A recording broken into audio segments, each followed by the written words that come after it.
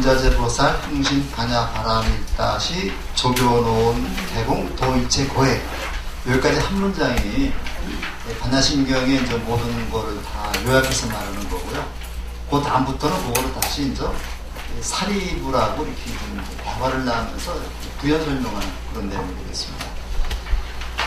수업에 들어가기 전에 우리 그 절이서 우리 절이 6월 15일 날이 개산 기념일입니다. 수미정사라고 하는 절이 이제 6월 15일 날 개산했고요.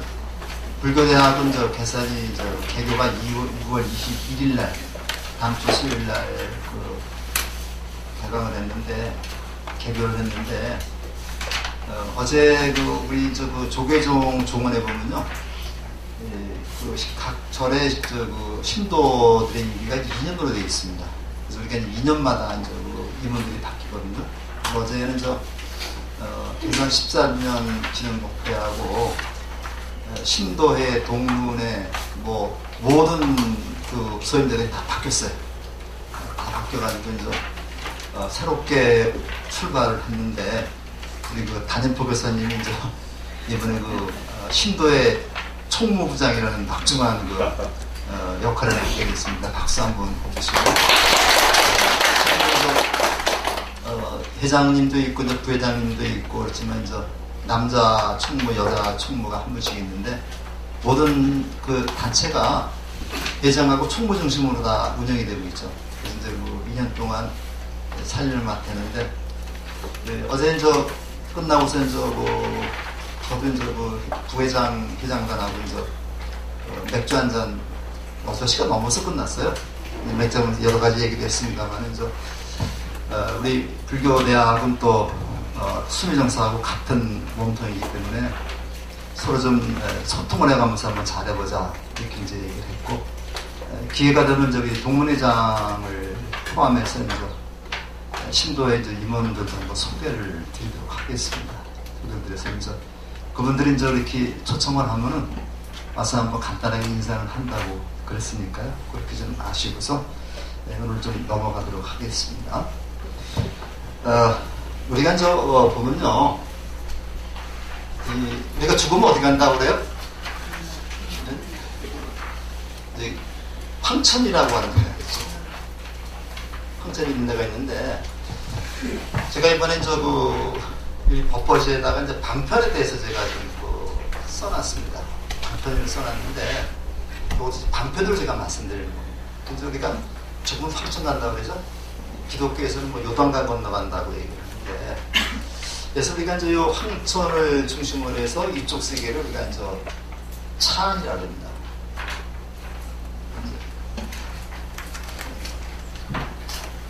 차안이라고 하고 이쪽 세계를 피안이라고 해요. 요거를 우리말로 바꾸면 이것이 저승입니다. 저승이고 요거는 이승이라고 그러죠. 우리가 보면 이승에서 저승으로 죽으면 간다 그러는데 잘 생각을 해보세요. 그래서 이때의 그 세계를 우리가 중생계라고 얘기를 하고요. 이때의 세계를 우리가 부처의 세계다. 부처의 세계다. 부처의 세계라고 하고 이쪽의 세계를 우리가 무명의 세계다. 무명의 세계다. 그 다음에 요거를 이제 광명의 세계다. 그래서 우리가 입문반에서 배웠습니다만은 비로자나부를 우리가 빛으로 오신 부처님이라고 얘기를 해서 비로자나 부처님을 모신 그 전각의 이름을 뭐라고 그런다 그랬어요? 대적 광전. 대광명전에서 광자, 빛광자라고 그래요. 그래서 우리가 이 세계를 우리가 무명의 세계다. 이 무명을 밝혀주는 게 어떤 세계예요? 광명의 세계죠. 근데 무명이 우리가 이 밤에 집에 불을 다 꺼진 깜깜한데 요거를 스위치를 딱 올리면 어떻게 됩니까? 올리면은 서서히 이쪽으로 밝아오죠. 이제 또 밝아오죠? 아니면 한순간에 밝아집니까? 한순간에 밝아지죠? 우리가 그거 생각을 해야 됩니다. 그래서 우리가 요 세계에서 요 세계로 가는 거는 찰나 한순간에 가는 겁니다. 우리가 여기서 황천이라고 이렇게 얘기를 했습니다만은 배를 타고서 가는데 이게 오랜 시간이 걸리는 게 아니고 한순간에 가는 겁니다. 그래서 그걸 이제 우리가 이런 깨달음을 도노라고 얘기를 해요. 도노라고 얘기를 하는데, 그 다음에 요걸 어리석음의 세계다. 어리석음의 세계다 하면 요거는 깨침의 세계다. 이제 높이 우리가 들 수가 있습니다. 깨침의 세계다. 이런 식으로 우리가 얘기를 하고, 쭉 얘기를 하는데, 이런 그 어리석음을 깨치게 하는 것이 바로 뭐예요? 이거 이제 지혜의 세계죠. 지혜의 세계고, 여기서 나오는 거는 분별심이네. 분별심에 의해서 이루어진 그런 세계다. 이 분별심이라는 거는요, OX 문제. 이것 아니면 저거. 맞지 않으면 틀렸다. 내 의견에 내 의견과 같지 않으면 무조건 틀린 거라고 얘기를 하죠. 이건 틀린 게 아니라 뭐예요? 다를 뿐이죠. 여기는 틀렸다는 말하고 다르다는 말을 혼동할 수 있어요. 그 요즘에 이제 정치 버릇이 많이 나옵니다만은 여담에 세는 걸 갖다가 그냥 반대하면 무조건 반대다. 반대를 위한 반대 이런 식으로 내놓으는데 사실은 흑백 논리가 흑백 논리라고 그래요. 흑백 논리가 사실은 갈아엎기는 게 아니죠. 그래서 흑백 논리를 조화시키는 사람이 누구냐면 회색 분자입니다. 근데 우리는 회색 분자라고 하면 이중 첩자로 생각을 하는데 사실은요 이런 사람들이 많아요. 이런 사람들이 많아가지고 양쪽의 교내를 조화를 시켜야 돼요. 근데 우리 조화시킬 수 있는 사람이 아무도 없습니다. 지금. 우리 정치권도 뭐 OX예요, 완전히. 흑백 논리입니다. 근데 이 흑백 논리 때문에 잘못된 게 굉장히 많거든요. 바로 이제 우리가 이런 분별심이고, 여기를 우리가 이제 이걸 분별심 또는 분별지라고 그래요. 이걸 우리가 이제 통찰지 또는 구경지다 이렇게 얘기를 합니다. 자, 그럼 우리가 가만히 생각을 해보면요, 이쪽에서 이쪽으로 가려고 하는 그런 노력을 우리는 뭐냐면 수행이라고 얘기를 해요. 수행이라고 그러고, 여기에서는 이제 우리가 뭐가 나오냐면 순간적인 행복이라든가 괴로움이 있습니다. 그렇지만 이쪽으로 오게 되면은 영원한 행복을 얻을 수 있다는 거죠. 제가 지금 이 말씀드리는 거는요, 아까 제가 단편이라고 얘기를 했죠. 단편이라고 그래가지고, 요게 진짜 황천이 있거나 그런 게 아닙니다. 황천이라는 강이 있는 게 아니라, 요거는 뭐예요? 의식 속에서 이루어지는 거다. 의식 속에 있는 그러한 세계라고 우리가 볼 수가 있습니다. 그러니까, 우리가 진짜 황천이라는 강이 있어가지고 여기를 갖다 건너가서 가는 게 아니고 우리 의식 속에서, 이게 저기 인문관에서 제가 이제 말씀을 드렸는데 하늘이 28개 하늘이 있다 그랬어요. 28개 하늘이 있는데 도솔천, 신천, 분천, 비비성천까지 있는데 이걸 전부 다가 의식 속에서 이루어지는 하늘이지 직접 하늘이 보면 28가지가 어디 있습니까? 근데 이렇게 하늘이 28가지가 있다라고 하는 것은 방편이죠. 그래서 우리가 의식이니까, 의식이 바로 뭡니까 이게? 마음이죠. 그렇기 때문에 마음 한번 바꾸면 이게 되는 거고요. 그죠? 이게 되는 거예요. 옛날에 중국에 어떤 스님이 한 분 계셨는데, 그 스님의 제자가 이제 물었어요.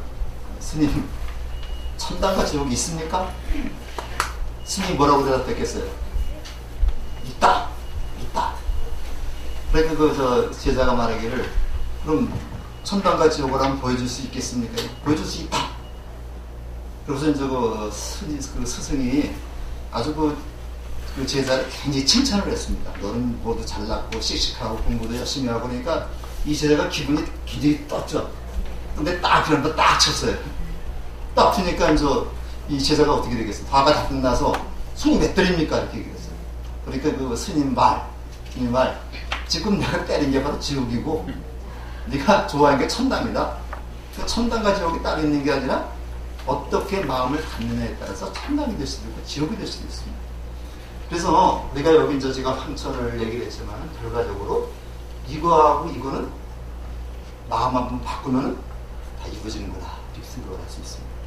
그래서 부처가 석가모니 시다라타 태자가 6년 고행을 해가지고 부처가 됐습니다. 뭐가 달라졌어요? 뭐가 달라졌습니까? 가서 부처들다 화장실 안 가나요? 스님들 화장실 안 갑니까? 밥 안 먹어도 돼? 피곤하면 또 누워야 되죠. 다 똑같습니다. 뭐가 바뀐 거예요? 생각이 바뀐 거예요. 이거는 그러니까 관념이에요. 관념. 생각이 바꾼 겁니다. 그러니까 세상을 딱 보는 눈을, 이걸 이제 안목이라고 얘기를 하죠. 세상을 보는 안목을 바꾸면 세상이 새롭게 보이는 거예요. 그래서 이제 경전에 보면서 그 부처님이 깨닫고 나서 뭐라고 말씀하셨는지 아십니까? 나서 기이하고 기이하도다. 부처 경전에 나오는 얘기입니다.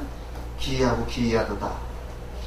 세상에 있는 중생들이 모두 부처인데 왜 저들이 부처 노릇을 하지 않고 중생 노릇을 하고 있을까? 원래 부처인데 왜 저들이 부처 노릇을 하지 못하고 중생 노릇을 하고 있을까? 저들은 부처의 세계를 이끄는 것이 내가 할 일이다 이렇게 생각을 해요. 그래서 부처님은 나온 거예요. 이 세상은 다 속도로 다시 돌아온 겁니다. 그래서 이제 우리 부처님의 생애 이제 공부하면서 제가 굉장히 강조해서 말한 것 중에 하나가 가비라 성에서 이제 출가할 때 이 성벽이 성을 많다고 뛰어넘었다 그랬죠. 유성 출가입니다. 유성 출가는 바로 속세에서 깨달음의 세계를 출가한 거죠. 출가해서 여기서 부처가 됐어요. 그 다음에 다섯 비구를 만나기 위해서 어디로 갑니까? 딱 가는데 커다란 강이 있었죠. 강 건너는 기억 나십니까?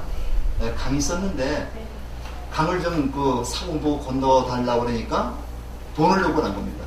부처님 돈이 있을 턱이 없죠. 그때 신통을 부려가지고 강을 날라서 넘어갔다. 이런 얘기를 해요. 신통이 있고 한 번 있습니다. 거기. 이것은 바로 뭐 얘기하냐? 다시 출가의 세계에서 속세로 온 거다.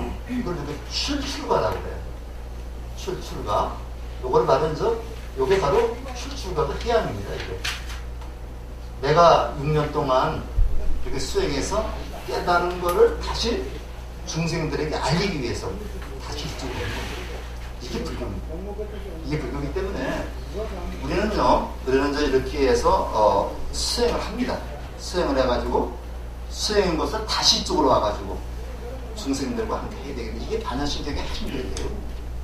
그래서 우리가 맨 처음에 어제 다시 지난 복습을 보는데 마라는 말이 무슨 말이에요? 뭐라 했어요? 마라는 말이 크다. 그렇죠. 많다. 그런 얘기를 했죠. 그러니까 이걸 한을 쓸 때 요 말은 우리가 원래 가짜입니다. 가짜인데 우리가 요거를 불교에는 마하라고 있습니다.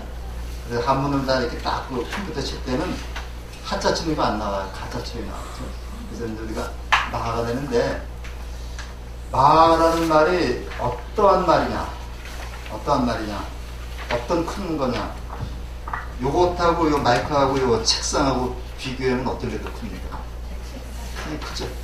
책상하고 피아노하고 비교하면 피아노가 크죠. 그거는 절대적 큰 건 아니죠. 이렇게 비교했을 때 요런 큰 것은 상대적인 큰 거라고 해요. 상대적으로 큰 거라고 해요. 이거보다 큰 거가 나오면 이거는 작죠. 근데 우리가 우주라든가 바다를 한번 생각을 해보세요. 이거 더 큰 게 있습니까? 우주라든가 바다는 더 큰 게 없죠. 이걸 우리가 절대적인 큰 거라고 해요. 그래서 바로 마라고 하는 말은 상대적인 크기가 아니라 절대적으로 큰 거다. 더 이상 큰 게 없는 그런 큰 거다. 그러한 큰 반야가 뭐라 그랬습니까? 지혜라 그랬죠. 그러한 큰 지혜. 이게 바로 부처님의 지혜입니다. 그러한 큰 지혜로서 이쪽에서 이쪽으로 건너가는 거. 이게 바라미타. 바라미타가 이제 파라미타입니다. 파라미타인데 파라미타의 원래의 뜻이 이쪽에서 저쪽으로 건너가는 거죠. 이쪽에서 저쪽으로 건너가다. 그래서 반야의 큰 지혜로서 수행해서 이쪽 사바 세계에서 부처의 세계, 어둠의 세계에서 깨달음의 세계로 건너가는 그러한 그 경험을, 그러한 심자가 이거는 마음 심자가 아니라 핵심입니다. 엑기스, 가장 핵심적인 가르침이 바로 마하바냐바라니까 신경이다. 이렇게 지난번에 스님이 말씀하셨죠. 그래서 제가 조금 좀 쉽게 좀 설명을 해드리면, 그러니까 크나큰 지혜로서, 크나큰 지혜는 그 수행입니다. 크나큰 수행으로서, 더할 나위 없는 수행으로서 바로 사바 세계에서 부처의 세계로 가는 핵심적인 가르침을 설한 것이 바로 마하바냐바라니까 신경이다. 그래서 우리 그 정병조 교수라고 있습니다. 우리 그 이경 박사 이제 그 수제자라고 할 수 있고, 동대 그 부총장까지 했고 지금은 건강대 총장으로 계신 분인데, 한번 저도 이제 그분한테 좀 몇 번 강의를 들었고, 그 전에 이제 우리 절에도 한번 좀 모신 적이 있었습니다. 오셔서 이제 응용불교라고 하는 그런 그 강의를 하셨는데, 가끔 저기도 나오죠. 예, 그 라디오에 나오죠. 그래서 이제 옛날에 그 BBS 개국하면서 무명을 밝히고라고 하는 그 프로를 만들었었는데, 너무 아까운 분이기 때문에, 공부를 해야 될 분이기 때문에 여론이 이제 그 방송을 이제 그만하라 이렇게 이제 요구를 해가지고, 그분은 이제 학자가 방송에 많이 나오면 안 됩니다. 공부를 잊어버려요. 그래서 거기 뭐 예능 프로그램에 나와가지고 하는 의사나 이런 뭐 변호사 같은 사람들이 도대체 뭘 했는지는 모르겠어요.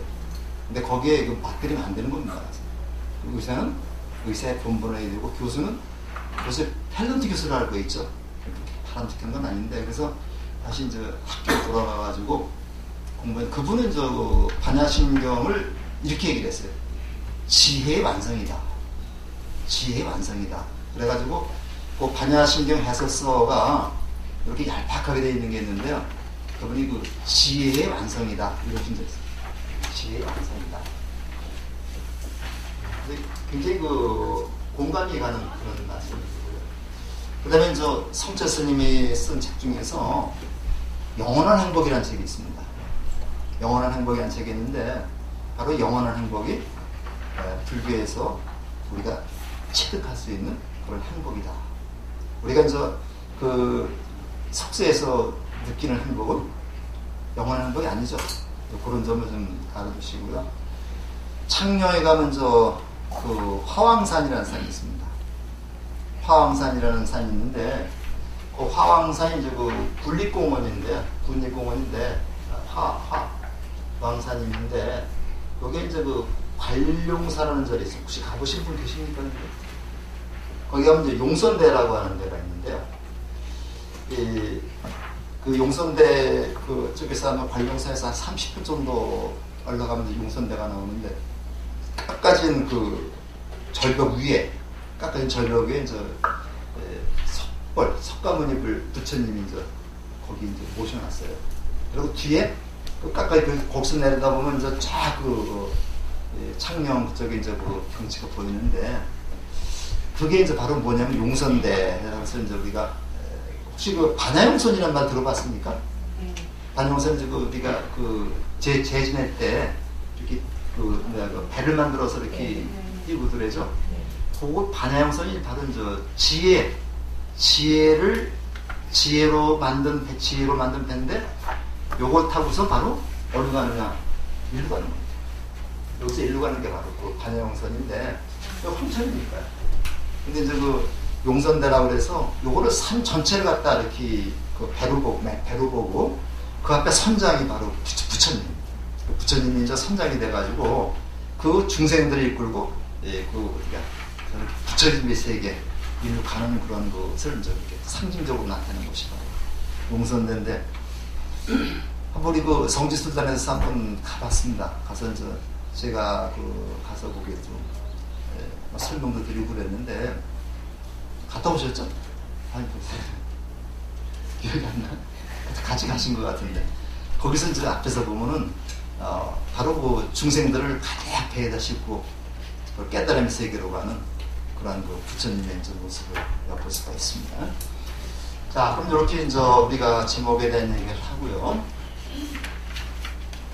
좀 자세하게 좀 이해 좀 하시라고 지금 천천히 나가는 겁니다. 자, 그 다음에 저 뭐가 나오죠? 관자재 보살.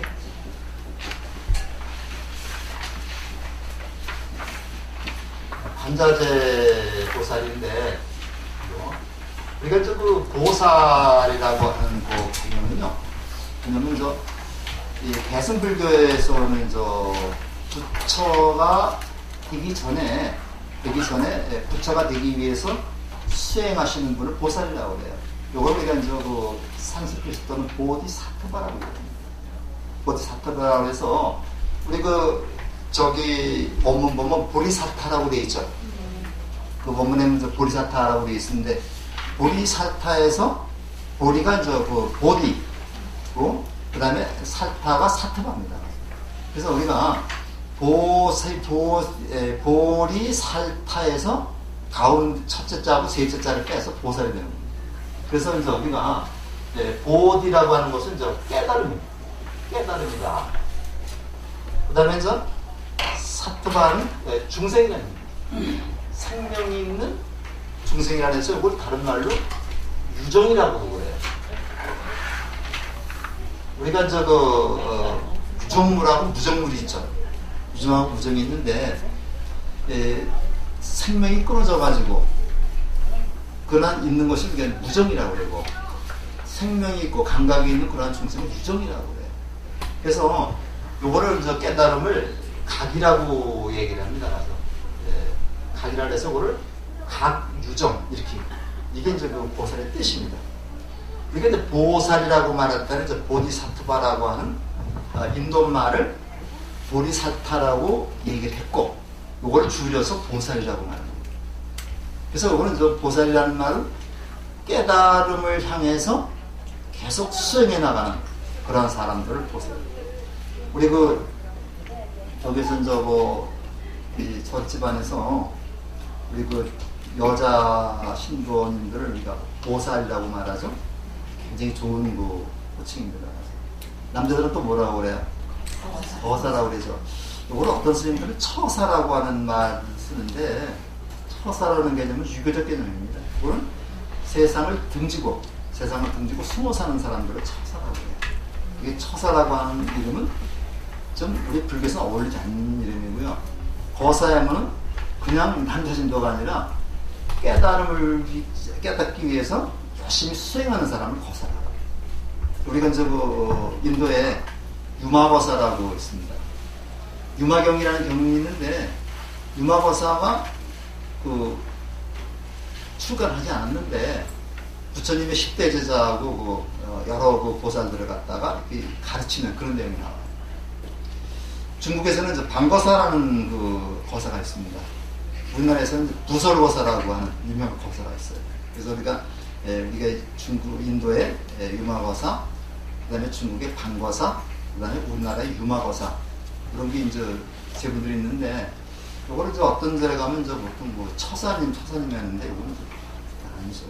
근데 이분들의 역할이 뭐냐? 이분들의 역할이 뭐냐? 우리가 보통 상고보리 하와중생이라고 해요. 어려운 말로다가 하와중생인데, 상고보리 하와중생이라고 하는데요. 요것도 또 우리가 오해를 하면 안 되죠. 보리가 위고 중생이 아래냐? 이건 위아래라는 개념이 아니라 상대적인 개념. 한편으로는 보리를 구하고, 한편으로는 중생을 제도한다. 이런 얘기지, 상하라는 개념이 위아래라는 개념이 아니죠. 우리가 이게 페미니스트들이 많이 얘기하는 건데, 남자는 하늘, 여자는 땅이니까 이걸 갖다가 위아래라는 개념으로다가 여자를 비하하는 개념으로 생각을 하는 분들이 있는데요. 천지 조화를 볼 때 하늘은 햇빛입니다. 햇빛이고 땅은 어때요? 생명을 품어서 키우는 곳이죠. 그래서 그게 안 됩니까? 여러분들 저 뿌리가 하늘을 향해 있어 봐요. 생명이 자라지 못하죠. 뿌리는 밑을 향해 있어야 됩니다. 그래서 우리가 이제 보면요, 하늘이라는 개념은 햇빛이라고 하는 조건을 주는 그런 곳이고, 생명이 자라나도록 도움을 주는 겁니다. 그 다음에 그 땅이라는 거는 생명을 잉태해서 키워주는 곳이 바로 땅이죠. 그런 개념으로 이해를 해야 되는데, 그거는 뭐 위아래 개념으로 이해하면 이거는 잘못된 개념이죠. 그래서 우리가 사실은 이게 그 유교 쪽의 그런 경전들도 우리가 좀 같이 공부를 해가면서 해주면 이해가 가요. 좀 얘기가 좀 작았는데, 이 상고부리는 바로 뭐예요, 이게? 자기 혼자 깨달음 있겠다는 얘기죠. 자기고, 요건 뭐예요? 다른 사람들을 같이 돕겠다는 얘기는 이타라고 볼 수 있어요. 이거 우리가 다른 말로 얘기하면 자리 이타. 나도 행복하고 남도 행복하게 하는 거예요. 그죠? 요건 바로 뭡니까? 지혜죠, 지혜. 요거는 뭐예요? 요건 자비입니다. 그래서 우리가 이제 내가 먼저 지혜를 증득해서 내가 바로 깨달음을 얻어서 공부를 해가지고 나만 못한 사람을 같이 행복하게 살도록 이끌어주는 거. 이게 자비죠.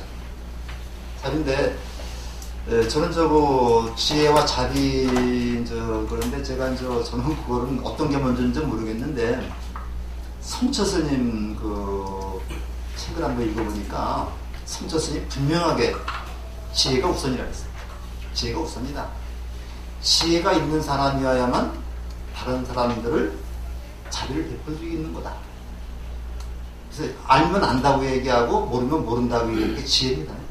그러니까 그렇게 생각할 거 없어요. 내가 아는 건 안다고 얘기를 하고 내가 모르는 것은 모른다고 얘기하는 것이 바로 아는 것이다.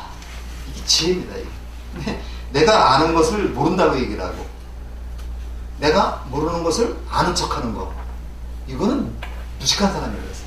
이게 지혜가 없는 사람입니다. 그러니까 우리가 중생들을, 나보다 못한 중생을 제도하기 위해서는 내가 알아야 되죠.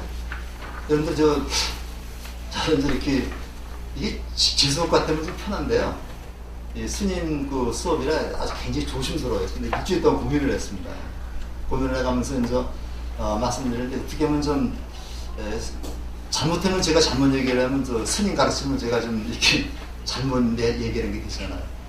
그래서 이렇게 조심을 하는데, 내가 알아야지만 가르칠 수 있는 거죠. 그래서 성처 스님이 저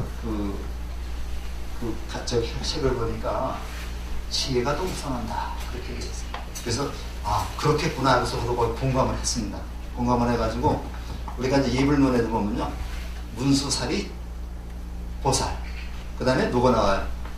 보현보살, 그 다음에 관세음보살, 대비 관세음보살 나오죠. 그러니까 항상 지혜를 상징하는 문수보살이 상수보살이에요. 제 우두머리 보살이에요. 그 다음에 보현보살이나 자비 관세음보살이 나오는 거죠. 근데 여기서는 관세음보살이 주인공입니다. 그만큼 뭐예요? 관세음보살이 민중들에게 인기가 있다는 얘기죠. 이때 이제 만들어질 때는 관세음보살이 인기가 있다는 얘기예요.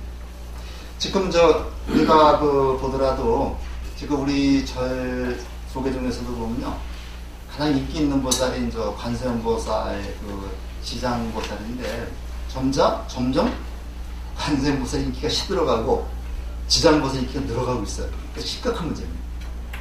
심각한 문제예요. 지장보살은 어떤 보살입니까? 주로? 네. 주로 지옥 중생을 제기한다 그러죠? 그래서 우리가 재진회 때 이제 지장보살 많이 찾고 그러잖아요. 그런 것도 잘 생각을 해보시면 아마 방편이라 그러지만은 관세음보살보다 지장보살이 더 하는 거는 이게 조금 문제가 있는 것처럼 생각이 듭니다. 그건 이렇게 넘어가고요. 그게 보살인데, 관자재보살을 거기 책에 보면 뭐라고 그랬어요? 아바 로키데스바라. 그 책에 이렇게 돼 있죠. 이거 쓰면 아바 로키데스바라라고 해가지고, 아바라는 말은 우리가 보통 적부사로 볼 수 있고요. 그 다음에 이제 로키라고 하는 말은 이제, 이거는 뭐냐면은,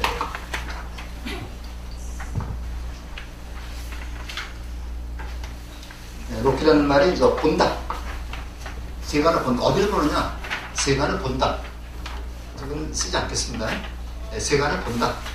그 다음에 그 스바라라고 하는 말은 자제하다, 자유롭다는 얘기입니다.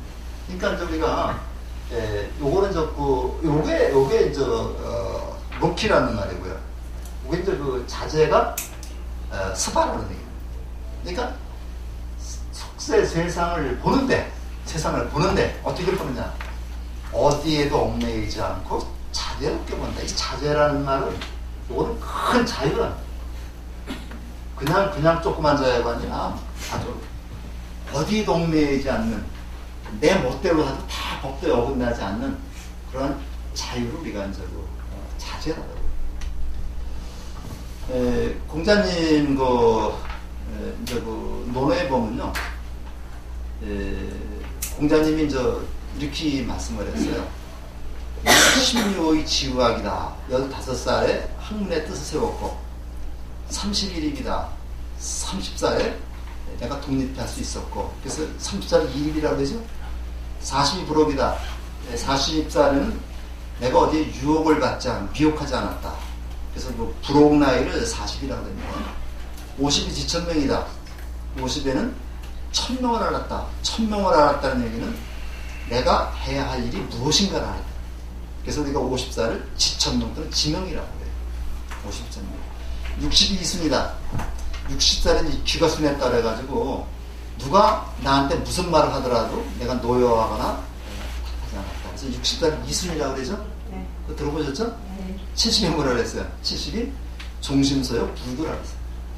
종심소요 불구다. 종심소요 불구다 해서, 종심이라는 말은 마음 따라서 내가 행동하는데 하나도 법도에 어긋남이 없었다. 내가 마음대로 행동하는데 하나도 법도에 어긋남이 없었다. 이게 바로 뭐냐면요, 여기서 말하는 자제롭다는 얘기죠. 자제롭다. 이건 공자님 같은 성인이라면 가능한 일입니다.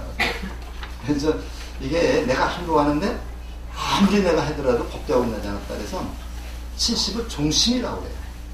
종심이라고 그러고 근데 종심이라는 말 대신에 그 두보시에 인생 70 고레이라고 하는 말이 있어가지고, 거기서 고레이에서 고자하고 희자 따가지고 고희라는 말을 쓰죠. 고희, 그건 두보시에서 나온 말입니다. 근데 사실은 이 공자님은 종심이라는 말을 썼는데, 이 종심이라는 말이 훨씬 좋은 말이죠. 이 고희라는 말은 옛날부터 70까지 사는 사람이 굉장히 드물었다. 그런 얘기인데 70 다 살잖아요. 저도 이제 70이 됐습니다. 그러니까 이거는 고위연이 아니라 종심연이 되게 되는 거예요. 그렇게 되는데, 공자님이 이제 80까지 못 살아서 80에 대한 얘기는 나오지가 않았습니다. 나오지가 않는데, 이 종심이라고 하는 그 공자님의 긍지와 여기서 말하는 자제의 긍지가 마찬가지입니다. 그래서 관자재라고 말할 때는 보는 바가 아주 자제로운 그런 보살입니다. 바로 누구냐면 부처님의 대행입니다. 부처님이 관자재 보살을 내세워서 설법을 하는 거예요. 관이라고 하는 말이요. 또 우리가 이런 글자도 있죠. 볼견자, 볼관자죠. 어떻게 알아요? 견자는 겉에 드러난 겉모습만 보는 게 견이에요. 견성, 견학 이렇게 하죠. 겉에 드러나는 본모습만 보는 게 견이고, 그 겉모습 속에 있는 본질을 보는 게 관입니다. 우리 관찰이에요, 관찰. 또 우리 관상이라 그러죠. 견상이라는 말은 관상이라 그러죠. 이건 뭐예요? 얼굴이 예쁘냐 안 예쁘냐를 보는 게 관상이 아니라 얼굴에 드러나 있는 운명을 보는 거. 이게 관상이죠. 이거 우리가 이제 관상 아무나 보는 거 아닙니다. 그러니까 이제 얼굴이 이쁘다, 뭐 보기 싫다 그런 게 아니라 그 얼굴에 나타난 상을 통해서 그 사람의 운명을 보는 게 관상입니다. 그러니까 요거는 뭘 보는 거예요? 지금 관자재 보살에 중생들을 그냥 보는 게 아니라 중생들의 마음을 다 본다는 얘기입니다. 근데 이거를 듣는 거하고 보는 거하고는 천지 차이죠. 보는 거는 내가 주체가 돼가지고 다 볼 수가 있어요. 근데 듣는 거는 상대방이 소리를 지르거나 울어야만 들을 수 있는 거죠. 관자재보살은 중생들이 가만히 있어도 그 속마음의 걱정무심을 다 보고 이거를 갖다가 해결해주는, 자유롭게 해주는 그러한 보살이 관자재보살입니다. 그래서 관자재보살은 아바로피데스바라를 직역한 겁니다. 직역. 그래서 우리가 직역이라는 거하고요, 직역이라는 거하고 의역이라는 게 있죠. 이것도 번역을 할 때 글자 중심으로 있는 그대로 번역하는 게 직역이라고 해요. 여기다가 내가 설명을 가해서 내 설명, 내 그 생각을 가미시켜서 하는 걸 의역이라고 해요. 근데 사실 우리가 이제 경전을 번역할 때 직역을 해야 됩니다. 직역을 해야지, 특히 경전 같은 거는요, 의역을 하게 되면 그게 부처님 말씀이 내가 되어버릴 수도 있어요. 잘못되면요. 근데 그 직역을 한 거고, 관세음이라고 하는 그 말은 또 이게 이제 그 유명한 이 관세음이라고 하는 말은요, 똑같은 내용인데 그건 의역이 됩니다. 이거는 저거예요. 세간에, 세 속에, 이건 뭡니까? 소리. 누구의 소리에? 세 속에서 있는 중생들의 소리. 그죠?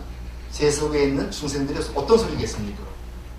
고통 속에 있는 번뇌의 소리, 망념의 소리, 그 다음에 밥 좀 배고프다, 뭐 이런 소리가 되겠죠. 이런 소리를 살펴서 거기에끔 맞게끔 이렇게 그 대비해주는, 구제해주는 보살이 관세음보살에 대해서 이거는 의역입니다. 이거하고 뜻은 마찬가지인데 이건 직역이 되고 의역이 되죠. 요거는 우리가 그 현장 스님이 번역입니다. 현장 스님 하면 우리가 서유기에 나오는 주인공이죠. 교수님분인데, 우리가 서유기를 번역하는 사람들이 이제 그 현장 스님은 삼장법사라고 번역을 합니다. 삼장법사라는 그 이름은, 이거는 고유명사가 아니고 보통 명사입니다. 경, 율, 논에 통달한 스님을 삼장법사라고 해요. 그렇기 때문에 정확히 얘기하면 현장 삼장법사가 됩니다. 현장 삼장법사가 되는데, 거기에 누가 나와요? 손오공이 나오죠. 참, 근데 불교 소설입니다. 서유기가. 오공이 나옵니다. 무슨 뜻이에요? 공의 이치를 깨달았다는 거예요. 공의 이치를 깨달았다. 그 다음에 누가 나옵니까? 저팔계가 나오죠.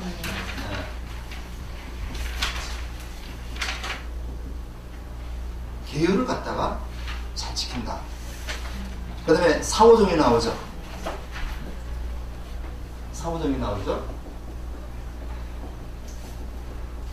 청정함을 깨달다. 그러니까 우리가 거기 그 서유기를 쓴 오승훈이라고 하는 그 사람이 현장 삼장법사를 대동하면서 주인공을 하면서 현장 삼장법사가 이제 그 인도에 가서 책들을 가지고 다 그 중국으로 와서 이제 번역을 하는데, 거기에 뭐에 의지해 갔느냐? 공에 대한 이치, 그 다음에 계율, 그 다음에 청정한 삶, 이런 태도를 가지고 갔기 때문에 성공했다는 얘기죠. 그래서 그냥 그 서유기 같은 거를 그냥 그 재미로만 읽지 마시고 이렇게 불교하고 연관시켜서 읽으면 더 의미가 좀 있다고 볼 수가 있습니다. 그래서 그런 얘기고, 근데 그리고 요거는 이제 누구의 번역이냐면요, 구마라섭이라고 하는 라섭이라고 하는 요거 인도 스님인데, 인도 스님이고요. 요거는 이제 그 중국 스님인데, 요 현장 스님의 번역을 요거를 신역이라고 그래요. 그 다음에 요거를 우리가 구역이라고 얘기해요. 구역이라고 얘기하는데, 우리 그 금강경은 이제 저쪽에 그 구마라집 스님이 번역한 것을 주로 읽고 있습니다. 그래서 그 약간 좀 달라요. 인도 스님이 번역한 거하고 중국 스님이 번역한 게 다른데, 인도 스님이 번역한 거는 그래도 원래 부처님의 순수한 가르침이 그대로 남아 있습니다. 근데 그 중국 스님이 번역한 것은 아무래도 중국하던 불교, 그리고 격의불교라고 하거든요. 중국하던 불교가 남아있다. 그래서 시기상으로 이제 요 분이 앞섰기 때문에 요 번역을 부역, 요거를 신역이라고 얘기해요. 그 밖에 또 진제 스님이라고 하는 스님이 또 있어요. 그것도 이제 인도 사람인데 진제 스님 번역은 또 고역이라고 해서 더 앞선 분이 고역이라고 해가지고 요거는 2학기 때 이제 불교사도 공부가 있습니다. 그때 이제 우리가 이런 거를 다시 공부를 하게 되겠습니다. 관자재 보살이 뭐를 행하고 있어요? 깊은 반야 바라밀다를 행할 때. 근데 그 깊음이라는 말이 뭐냐? 심이라는 말은 이것은 이제 우리가 뭐 깊은 반야 바라밀다가 있고 얕은 반야 바라밀다가 있는 건 아니죠. 그건 이제 완성이라는 의미예요. 완성.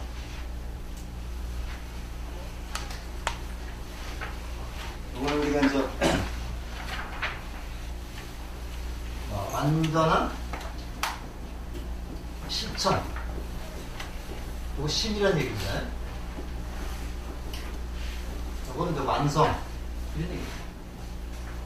그러니까 완전한 그 반야바람일다라고 하는 것을 실천적인 면에서 살펴보는 겁니다. 그래서 우리 이제 행심이라고 하는 거 이제 같이 나오는데 완전한 반야바람일다를 실천할 때 그런 뜻을 봐야 되죠. 그래서 우리가 이제 반야바람일다는 이제 아까 그 설명했기 때문에 더 이상 그 말씀드리지 않겠습니다만은 이러한 그 지혜의 완성을 통해서 바로 부처의 세계를 옮겨가려고 하는 그런 수행이 되죠. 그러니까 그 관자재 보살이 깊은 반야바람일다를 행할 때라고 하는 말은 반야라고 하는 지혜를 통해서 깨달음의 세계로 가는 그러한 핵심적인 것이 뭐냐 이거를 살펴본다는 얘기예요. 그래서 우리가 이제 그 관자재 보살이 깊은 반야바람일다를 행할 때 이제 그런 식으로 보면 이해하면 되겠죠. 지혜의 완성, 지혜의 실천, 완전한 실천을 위해서 이렇게 노력할 때 그렇게 보고 있습니다. 조교노원 개공 도이체고학이라는 건데요. 반야바람일다시 조견이죠. 조견. 이게 이제 그 결자가 나옵니다. 무슨 뜻이에요? 비추다. 비추어 본다. 비추어 본다는 말이 그 어떤 의미로 볼 수 있어요? 비추어 본다는 말은 어떠한 견지에서 무엇을 바탕으로 해서 본다는 거예요. 우리가 우리가 얘기를 할 적에 이렇게 우리가 우리 삶을 비춰볼 때, 내가 살아온 과정을 비추어볼 때 이런 말 쓰죠. 어떤 것을 기준으로 해서 보느냐 그런 얘기인데 여기서 조견이라는 말은 바로 뭘 비추어야 보느냐 이것이 바로 사성입니다. 불교에서 가장 핵심이 되는 불교를 체계화시키는 이론을 우리가 사성제라고 해요. 사성제 거기에 비추어볼 때 그러니까 그 사성제가 뭐예요? 고진멸도죠. 고진멸도인데 우리의 삶이 고통이다라는 데서 출발하는 거죠. 우리의 삶이 고통스럽다. 고통스럽지 않은 사람이 뭐 절에 갈 필요 없죠. 한번 잘 생각을 해보세요. 우리가 스님들이 저기 기도할 때 보면요. 뭐 남선부주 뭐 동양 대한민국 이렇게 얘기를 하잖아요. 우리가 저기 보면은 사방에 남쪽에 남선부주가 있고 뭐 동호에는 서쪽에 서우와주고 북쪽은 북구러주고 그 다음에 동쪽에는 동북아 남대 그런 게 있다고 그러는데 그 네 개 동서남북에 네 개의 그 세기가 있는데요. 우리가 사는 세기가 남성부주입니다. 남성부주고 북쪽에 있는 우리가 북부로주를 해요. 근데 여기에서는 북부로주라고 하는 세상은 늘 행복한 세상, 행복만 있는 세상, 행복만 있는 세상이고 우리가 사는 세상은 행복과 행복도 있고 불행도 있고 이것이 반반씩 있는 세상입니다. 그러니까 북부로주에 있는 사람들 어떻습니까? 더 공부할 필요가 없죠. 다 천당인데요. 그래서 사람이 어떻게 됩니까? 게을러지죠. 게을러져. 그러니까 여기 사람은 수행자가 납치자가 나올 수가 없다고 그래요. 게을러지니까. 근데 이쪽에는 뭐가 되냐면 행복과 불행이 있는 세상이기 때문에 내가 수행을 해서 좀 노력을 하면 행복해질 수가 있다. 그렇죠. 그러니까 여기서 종교가 필요합니다. 우리가 사는 세상에서. 그 그리스 신화에 보면요. 그리스 신화에 보면 하늘에서 그 신이 무슨 그 상자를 하나 줬는데 절대 열어보지 말라 그랬어요. 열어보지 말라면 또 열어보고 싶죠. 열어보지 말라 그랬는데 열어보지 말라 그러니까 이거 열어본 거예요. 열어보니까 우선 무슨 악마들이 막 나오는 거예요. 악마들도 나오니까 얼른 닫아버렸어요. 근데 다 날아가 버리고 다 남은 게 뭐게 이제 뭐가 날아가는데 희망이라는 것만 남아있어요. 이거 글씨는 안 나옵니다.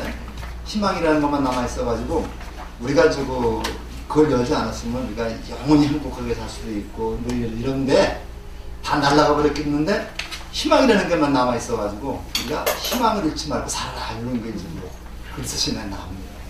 그래서 우리는 요게 남성부주가 이렇게 멋진데 우리가 사람이 살면서 고통스럽거나 그 다음에 고민이 있으니까 그래서 스님하고 면담도 하고 그러는 거잖아요.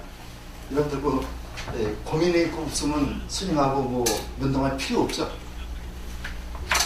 더 수행할 필요도 없죠. 자료할 필요도 없죠. 그러니까 모든 것이 고통스럽다는 데서 출발하는 것이 불교입니다. 이거 불교만 그런 게 아니라 모든 종교가 다 그래요. 근데 그 고통의 원인이 뭐냐? 고통의 원인이 뭐냐? 요거를 캐 들어가는 게 집이죠. 여기서 보면요. 고집멸도가 나오는데, 고통의 원인을 원인을 규명하는 게 집입니다. 규명이 됐으면은 벗어날 수 있죠. 이게 멸이고.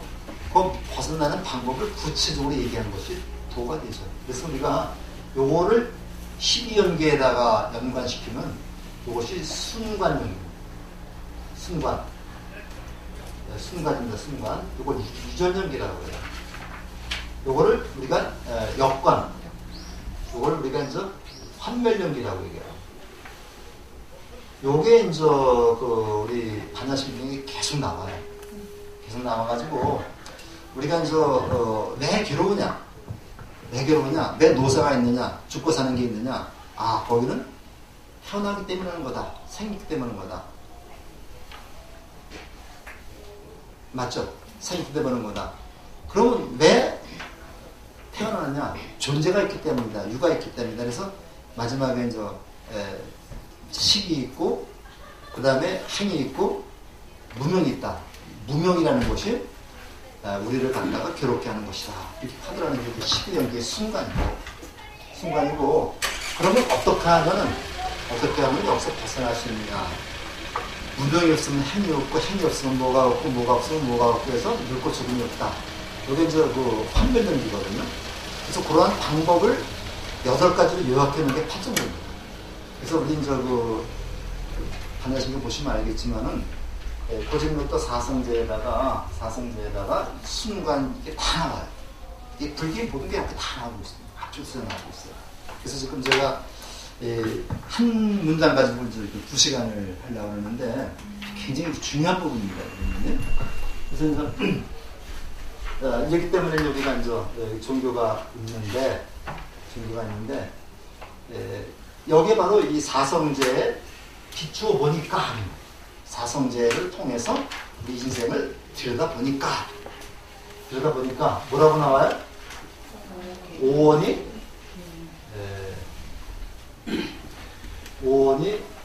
개공이다. 그래서 우리가 이제 보통 요 오온 개공이라고 하는 네 글자를 반야신경의 핵심이랍니다. 그래서 조금 쉬었다가 다음 시간에는 오온 개공에 대해서 좀 말씀드리겠습니다. 좀 이해 좀 가시나요? 네. 쉬었다 하겠습니다. 그다음부터는 학장 선생님이 월화 다 합니다. 네. 다 해가지고 7월 10일 날 종강을 해드리겠습니다. 그렇게 좀 일정을 마시고 인문반하고 행정반은 21일 날 종강을 합니다. 오원이라고 하는 거 유인을 잠깐 보시면요. 조금만 좀 같이 읽어볼까요? 그때 고타마다는 모든 지구들에게 말하라. 오수이다. 오수이란 무엇인가? 색소음, 수소음, 상소음, 무소음, 식소음을 말한다. 색소음은 무엇인가? 존재하는 모든 색을 말한다. 일체의 색이 사대이거나 사대로 만들어진 색이 이것을 색소음이라 한다. 또한 이 색소음은 이상하고 외로우며 변하고 바뀌는 겁니다. 만일 색소음을 끊어 남김없게 하고 궁극까지 걸고 떠나고 색소음을 완전히 변하고 색소음에 대한 탐욕을 떠나고 색소음을 고요히 사라지게 한다면 다른 색소음이 다시는 상속되지 않고 일어나지도 않으며 나오지도 않을 것이다. 이것을 묘함이라고 하고 정점이라고 하고 일체의 남은 해탐을 버리고 떠나 다 숨을 쉴 것이라고 하고 미움이라고 질투하고 열반을 한다. 여기까지요. 여기 오원이라고 하는 것을 설명한 여기 그 뒤에 보면 자바암경이라고 되어 있죠. 암경 중에서 우리가 자바암경이라고 있는데 그 중에서 이 분별경에 있는 걸 그대로 옮긴 겁니다. 옮기는데 여기 오수음이라는 데 숫자가 우리가 숫자를 이게 받을 숫자입니다. 이게 받을 숫자인데 이 오수음이다 5가지 우리가 음자니까 이게 뭐겠어요? 음이라는 말은 우리가 이제 보통 음지하면 어두운 것을 엄지음지라고 그러죠.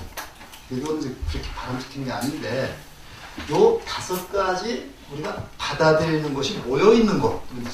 그래서 요 모여 있는 것을 우리가 다른 말로 온이라고 해요. 그래서 온이라고 하는 말은 그냥 잡다하게 모여 있는 것.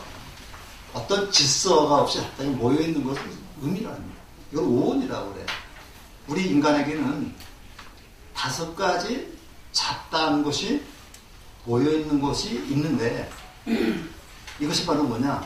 색, 수, 상, 행식이라는 얘기예요. 그래서 색이라는 것은 물질적인 거고 색이라는 것은 우리가 이제 물질적인 거고 수, 상, 행식 요거는 이제 정신적인 거고 요거는 우리가 물질적인 거. 요렇게 색, 수, 상, 행식, 오온으로 이렇게 모여 있는데 이게 사실은 어떻다는 얘기예요? 영원하지 않다는 얘기죠. 영원하지 않은데 우리는 거기 집착을 하고 있는 거예요. 집착을 하고 있다. 우리가 예를 들어서 이제 우리 몸이라고 하는 게 이게 영원하다면요. 내가 10살 때 그 모습이 변하지 않아야 되는 거죠. 20살 때 모습이 변하지 않아야 되는 거죠. 근데 우리 그것이 계속 변해서 주름살이 생기고 머리가 빠지고 머리가 휘어지고 그다음에 그러다 보니까 자꾸만 얼굴을 고치게 되고 그러는 거잖아요. 그런데 결과적으로는 그것이 다 인연이 끊어지면 죽게 되는 겁니다. 근데 거기에 집착을 하다 보면은 내가 늙는 것이 서러워지고 그렇죠? 내가 이제 죽을 나이가 됐구나. 이런 그렇게 생각이 들어요. 이거를 갖다가 이제 벗어나는 게 노후로서 벗어나는 건데 거기에 내용이 뭐로 돼 있어요? 뒷부분에 보면요. 뒷부분에 보면 그 중간쯤 보면은 색소음을 완전히 멸하고 그 다음에 탐욕을 떠나고 색소음이 고로히 사라지게 한다면 다시는 일어나지 않는다. 이어지지도 않고 일어나지 않는다. 그 다음에 일체의 모든 애탐, 요거 애탐이 이렇게 집착입니다. 집착을 버리고 소멸시키는 것을 무욕이라고 하고 멸진이라고 하고 멸반이라 한다. 그러니까 뭐라고 볼 수 있어요? 우리 몸 하나만 보더라도 내가 그 물질에 대한 거기 집착에서 벗어나는 것, 집착에서 벗어나서 자유로워지는 것, 요걸 우리가 이제 열반이라고 한다. 그 다음에 저거 다시 이제 수섭이 나오는데 그 내지라고 하는 말에 거기 좀 앞뒤를 생략해놨죠. 요거는 저거 우리 위에서부터 저거 색수음이라는 것인가 하고 셋째 줄. 지금 만일 이 색수음을 영원히 끊어 남김이 없게 하고 거기서부터 맨 끝에 무욕이라 하고 거기까지가 계속 반복이 되는 겁니다. 반복이 되는 겁니다. 그래서 저 우리가 읽을 때 이제 거기다가 그 대목을 집어넣어서 읽으면 되는 거죠.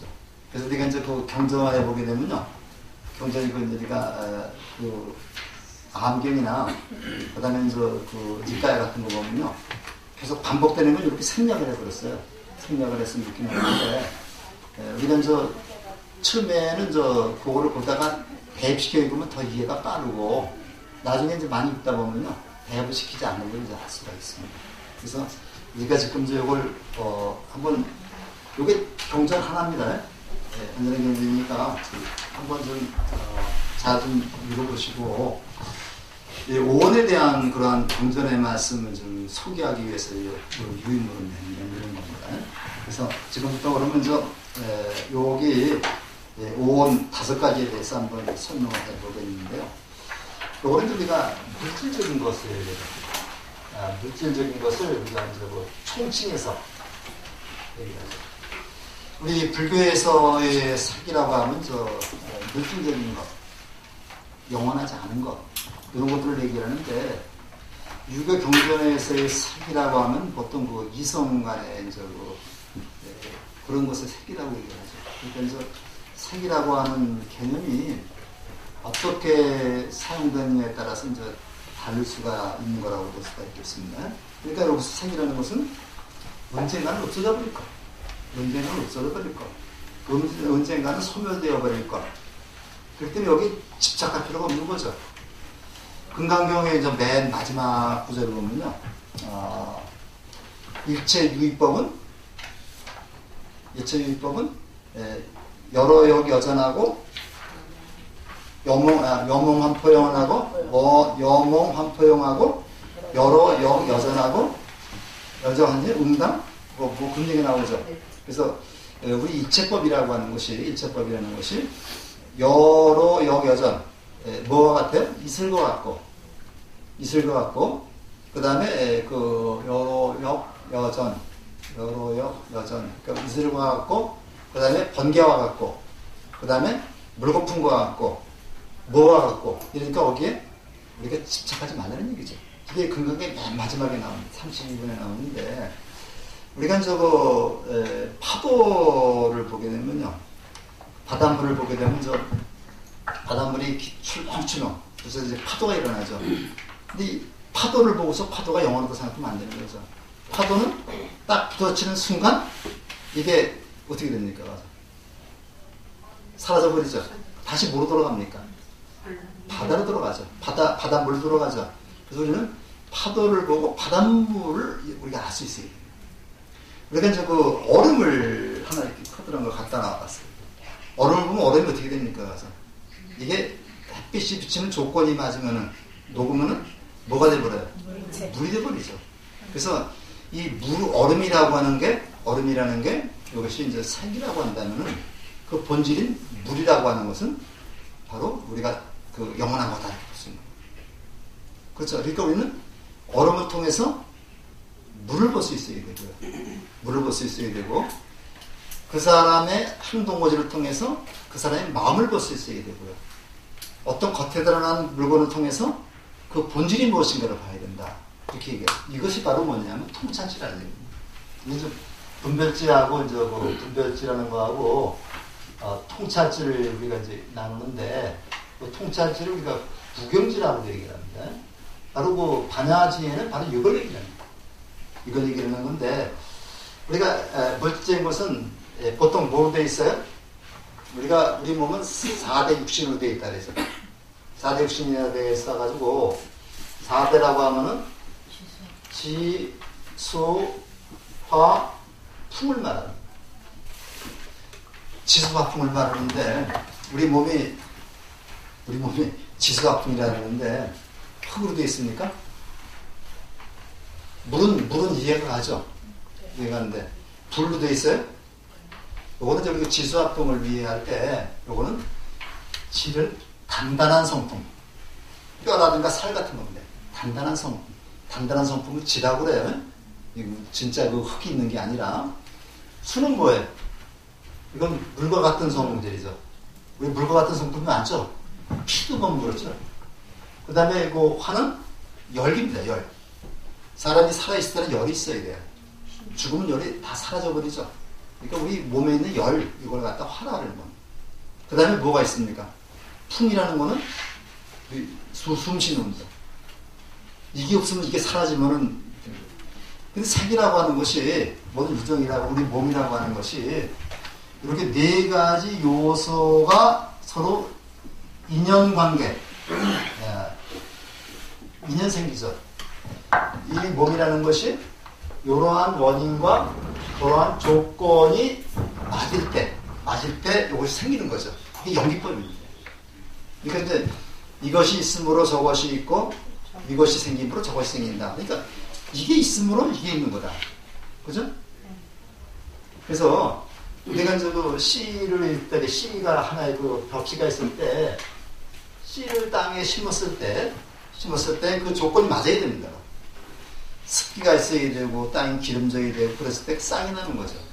근데 그 씨를 심었을 때 거름기도 없고 물기도 없고 그러면 그 씨는 자랄 수가 없습니다. 이건 이게 인연생의 연기법이라고 해요. 그러니까 모든 것이 이제 있는데 네 가지가 이렇게 네 가지 성품이 이렇게 서로 인연관계를 맺고 있을 때는 존재합니다. 근데 이것이 사라지면은 존재하지 않죠.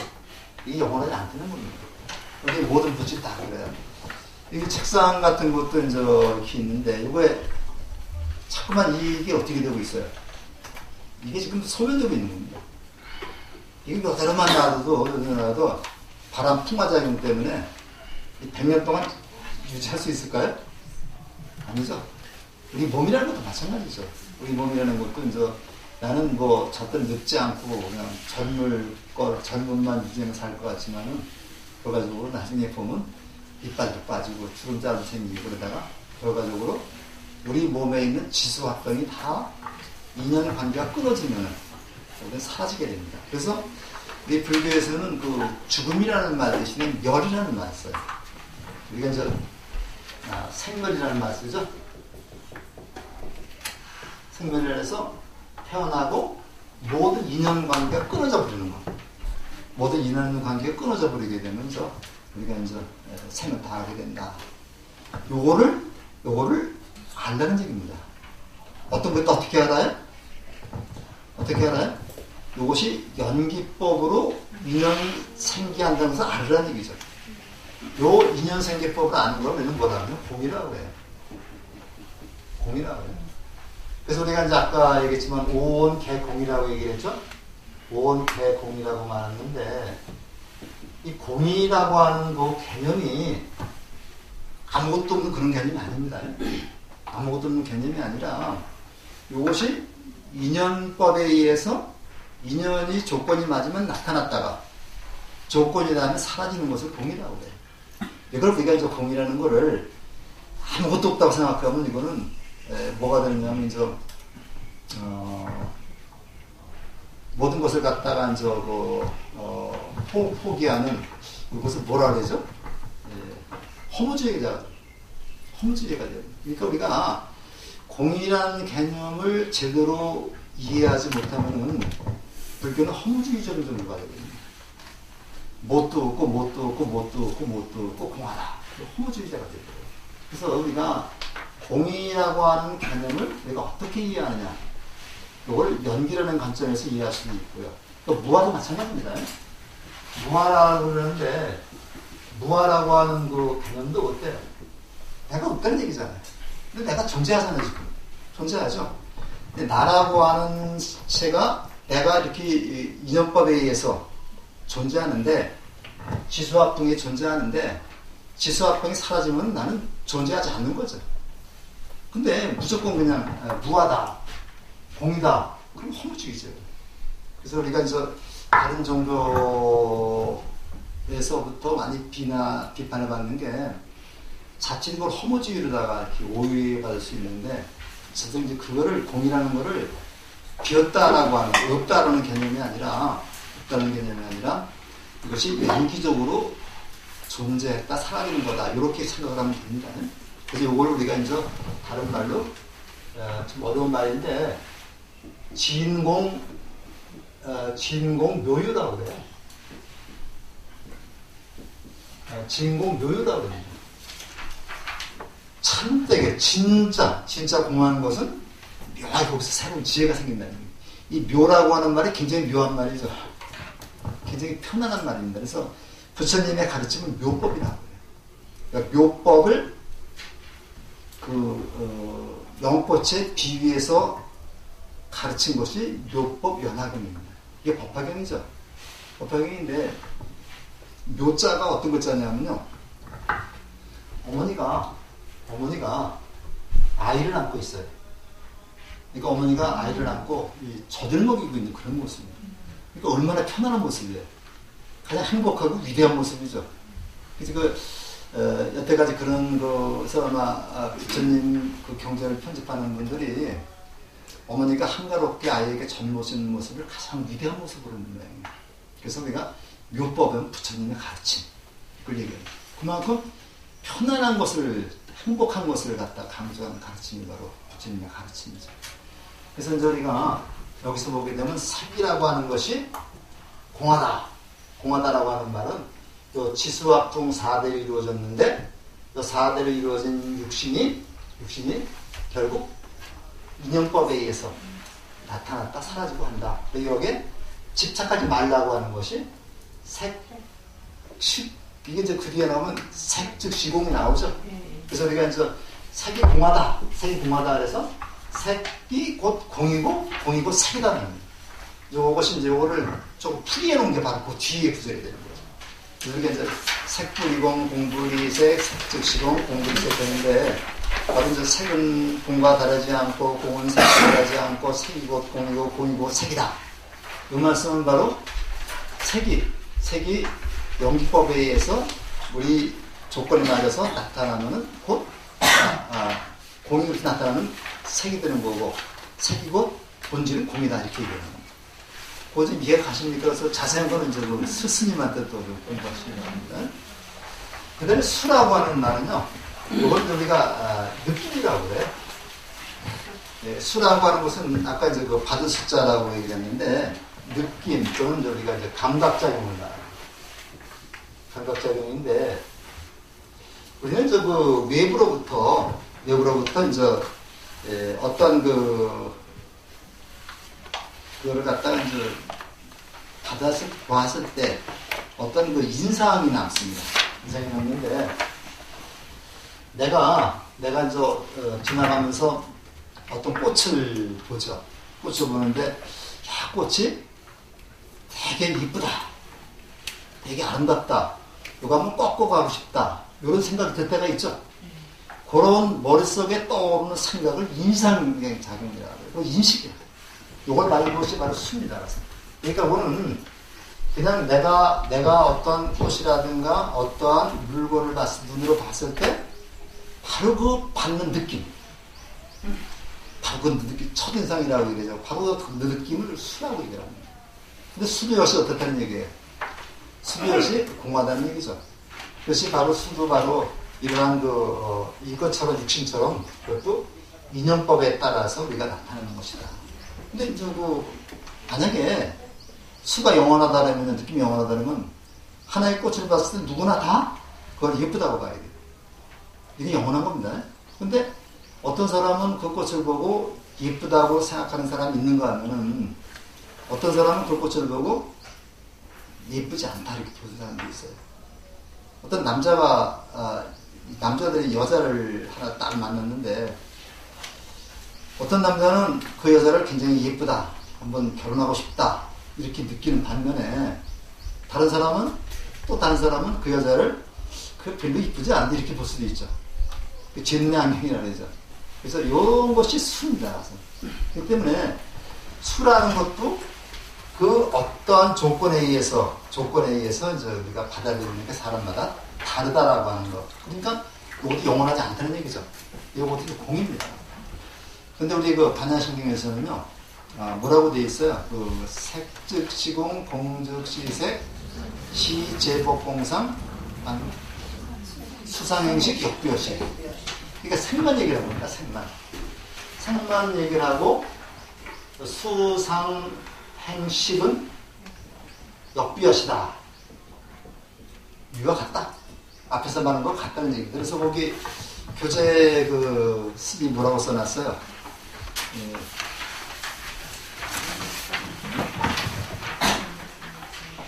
교재 보면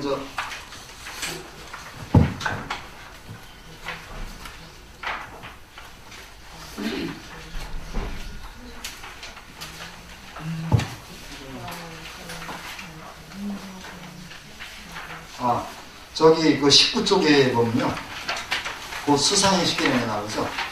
19쪽에 보면 수상행식 역부여시 해가지고 수상행식도 이와 같다. 그래가지고 그 밑에다가 수불리공, 공불이수, 수즉시공, 공즉시수. 그 다음에 상불이공, 공불이상, 상즉시공, 공즉시상. 그 다음에 행불이공, 공불이행, 행즉시공, 공즉시행. 식불이공, 공불이색, 식즉시공, 공즉시색. 그러니까 똑같은 이런 얘기가 나오는데, 그러니까 오원이 이게 쭉 나오는데, 여기서는 그 반야신경에서는 요것만 제시한 거고, 나머지 요거는 같다 그러는 거죠. 그러니까 이게 전부 다 어디서 나오는 거예요? 오원이 개공하다라는 것을 갖다 이렇게 풀이해주는 거예요. 그렇죠. 풀이해주는 거예요. 그러니까 이제 여기서도 우리 경전에서는 같은 말은 계속 생략을 했습니다만은 요 반야신경에서도 같은 내용이기 때문에 생략을 해버린 거예요. 그럼 조금 이해가 가시죠? 네. 그 다음에 나오는 게 이제 상인데, 또 상이라는 말은 뭐냐면요. 내가 받아들인 그런 것이 하나의 그 개념화돼서 이것이 하나의 표상으로 나타난 것.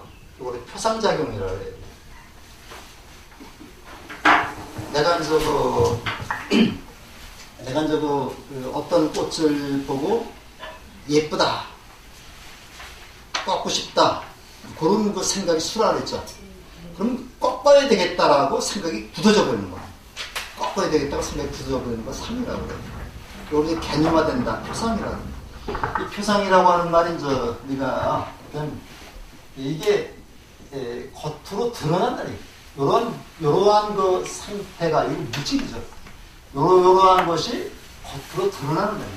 그러니까 내가 이거를 꺾어야 되겠다라는 생각이 굳어져 버리는 거예요. 이거 우리가 그 금강경 보면요, 아상, 인상, 중생상, 수자상 이렇게 일어나는데, 이게 상이라는 개념이 있어요. 또 요런 상하고 요런 상이 있습니다. 이런 상이 있는데 이게 좀 한자 개념이 좀 다른 거거든요.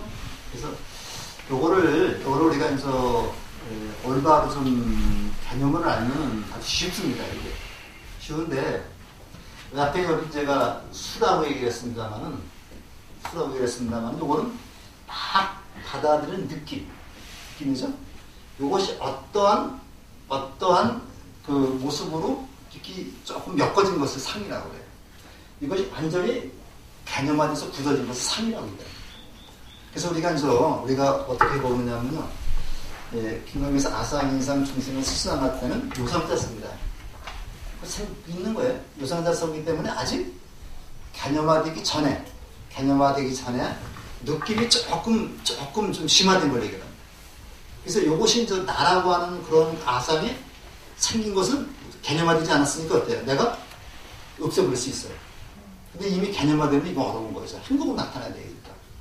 그래서 그 교재를 번역하는 분들이 글자 하나하나를 그냥 제멋대로 번역한 게 아니에요.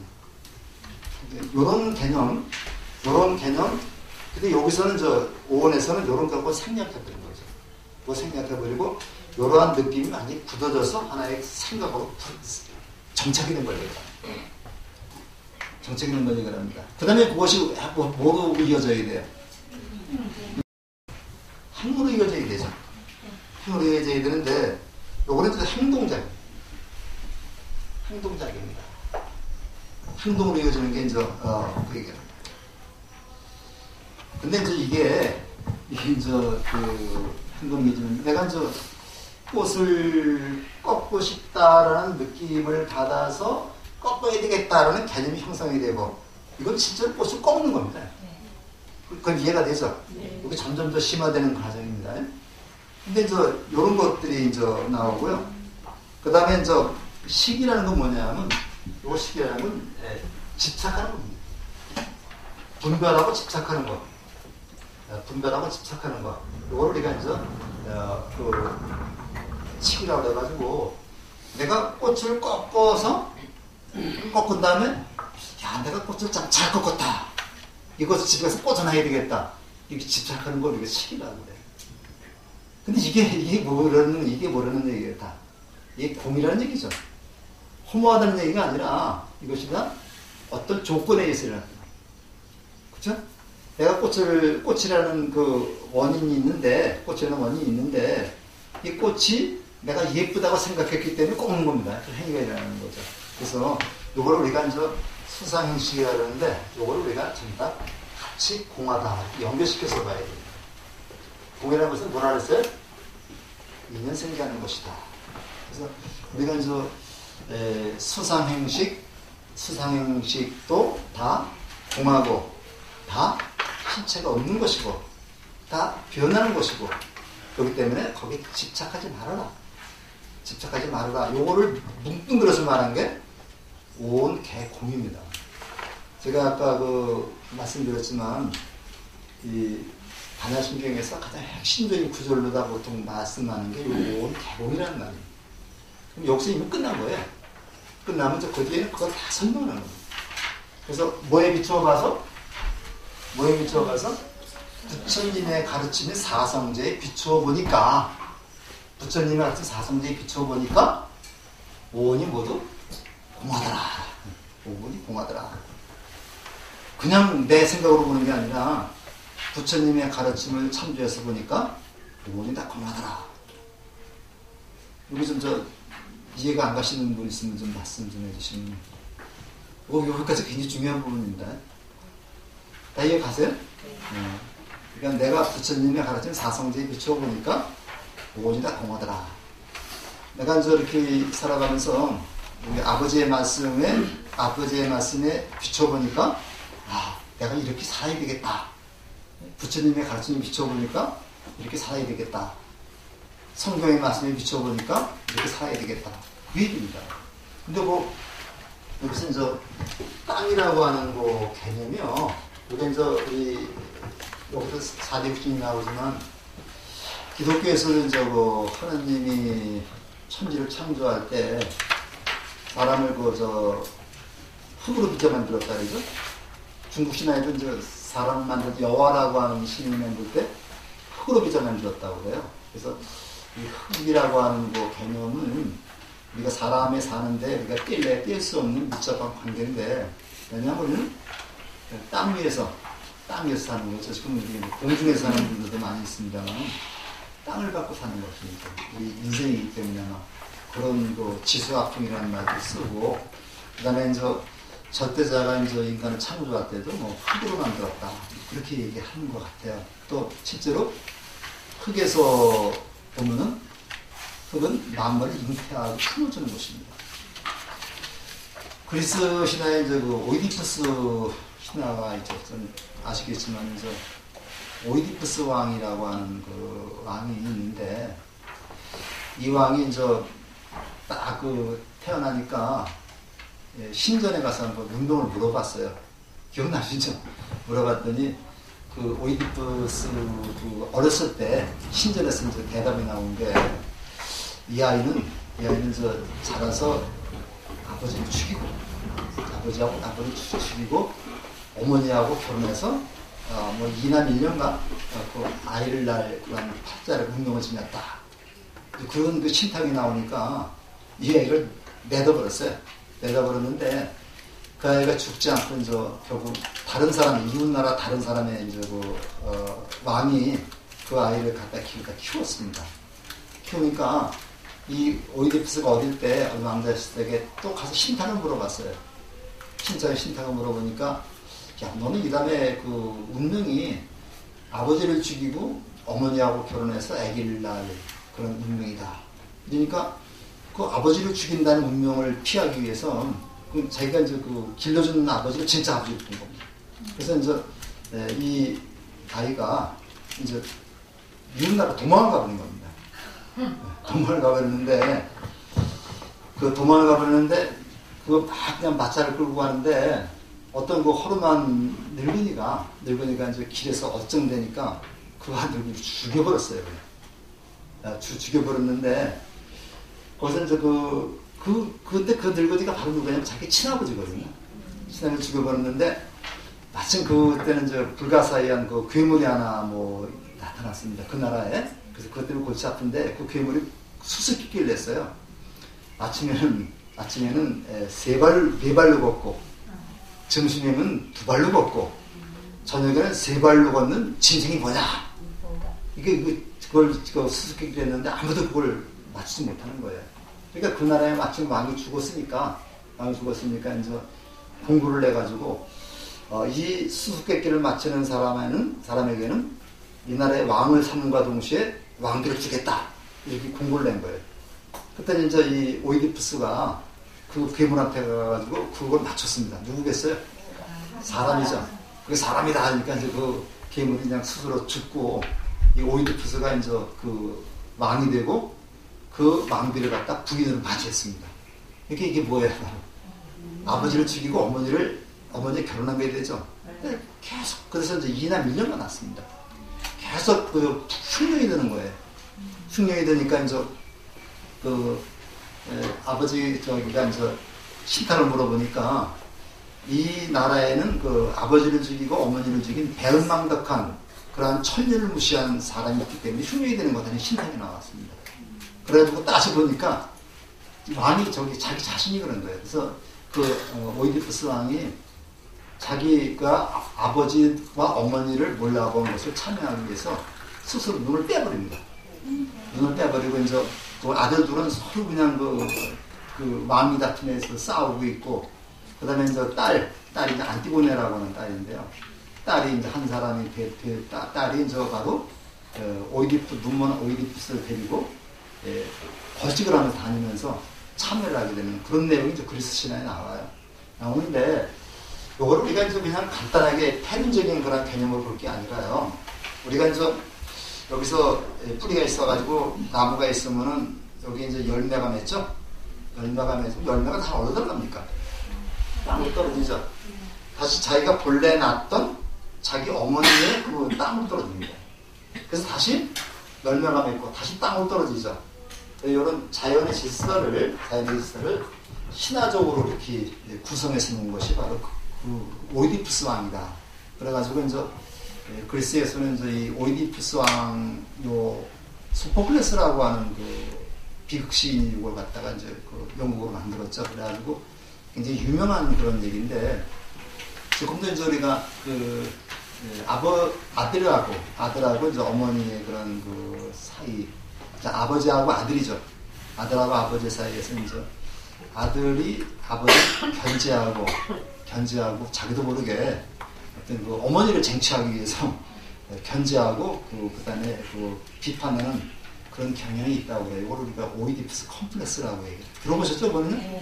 그래서 오이디푸스 컴플렉스라고 얘기를 하는데, 그래서 우리가 은연중에 이제 엄마를 갖다 놓고 이제 남편하고 아들하고는 서로 이제 경쟁 관계에 있다고 얘기를 합니다. 그래서 우리가 이제 이것도 우리가 이렇게 생각을 하는데, 결과적으로 수상형식이라는 것도 이렇게 연기적으로 살펴볼 수가 있겠습니다. 조금 얘기가 좀 삐뚤어 나갔는데 어쨌든 간에 이래서 오온이라고 하는 색수상행식이 모두 다 공하다. 연기적으로 이것이 드러났다가 나타났다가 사라지는 거기 때문에 여기 집착해서는 안 된다라고 얘기하는 것이 이제 오온 개공이라는 말이 되겠습니다. 자, 오온 개공 도 일체고역이 나오죠. 도 일체고역이 나오는데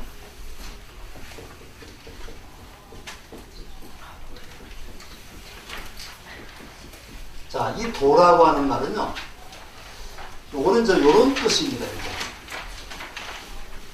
요거 무슨 도자예요? 건너도자. 건너도자. 그래서 바다를 건넌다, 땅을 건넌다 할 때 건너도자가 바로 저 도자인데, 요 건너도자하고 똑같은 거죠. 그래서 이거는 일체, 모든 고통과 애분으로부터 건너게 한다. 벗어나게 한다는 거죠. 그리고, 오온이 개공이라는 사실을 알면, 모든 고통과 애군으로부터 벗어날 수 있다. 그러니까 대단한 말씀이죠. 오온이 모두 공하다는 사실을 알게 되면 모든 고통과 번뇌로부터, 애군으로부터 벗어나게 된다. 왜 벗어나느냐? 집착심을 갖지 않죠. 애착심을 갖지 않죠. 그러니까 우리가 가장 살면서 무서운 게 집착입니다. 이 사랑이라는 게 사랑이 이렇게 잘 되어 가다가 여기 여기 집착을 하면 애착심이에요. 그 사랑이라는 말이 어떤 말이에요, 이게? 사랑이라는 말은 요란 말에다가 마음 신자가 붙은 거죠. 그러니까 마음을 받아들이는 거. 상대방의 마음을 받아들이는 게 사랑입니다. 근데 이거를 내 것으로 만들려고 하는 거. 마음만 받아들이는 내 것으로 만들려고 하는 게 애착이에요. 그래서 우리가 자식들을 다 기르고 있는데요. 특히 아들이 결혼하기 전에는 아주 그냥 싹싹하게 잘했는데 결혼을 하고 나니까 엄마를 돌보지도 않는 거예요. 그냥 떼끈떼끈하고 말도 잘 안 하고. 그러니까 뭐가 생기는 겁니까? 그래서 저놈 봐라. 내가 쟤를 어떻게 길렀는데, 그죠? 내가 쟤를 어떻게 길렀는데, 오기야에서 해가지고 좋은 대학에 진학을 시켜가지고 이제는 돈도 잘 벌고 그러는데, 그래서 나한테 동국도 받으면은 나한테 가져오기도 하고 맛있는 것도 사주고 그랬는데 결혼하고 진짜 이게 바뀌어버리는 거예요. 바뀌어버리고 나한테 관심도 갖지 않고 자식할 때는 부인한테만 관심을 갖게 되면은 야, 저놈 봐라. 내가 어떻게 그랬는데 이게 바로 집착이 애착입니다. 그래서 요거를 그냥 사랑으로 끝나는 게 아니라 이거를 내 것으로 만들려고 하는 것. 내 것으로 만들려는 게 애착이고 집착인데 요거 끊기가 지금 힘들다고 그래요. 근데 거기에 남편이라도 좀 잘해보겠다는데 이 친구는 맨날 술만 먹고 그냥 가서 그러면 외로워지는 거죠. 이러면 비용이 생깁니다. 그때 어떻게 해야 됩니까? 나가서 열심히 친구들하고 또 그냥 즐겁게 누워야지. 이게 쌓이면 이게 아주 대단한 병이 되버리는데, 보통 우리가 자식들 결혼시켜는 한 몇 년 동안 이게 있나 봐요. 그냥 한 번에 그냥 다 쿨하게 그냥 가서 너 가자라 이렇게 되지가 않는 거예요. 그래서 요새는 무슨 얘기가 나와요? 내 아들이 아니라 며느리의 남편이라고 그런 얘기가 나오는데, 그래서 이 고부간의 갈등이 또 생기는 거예요.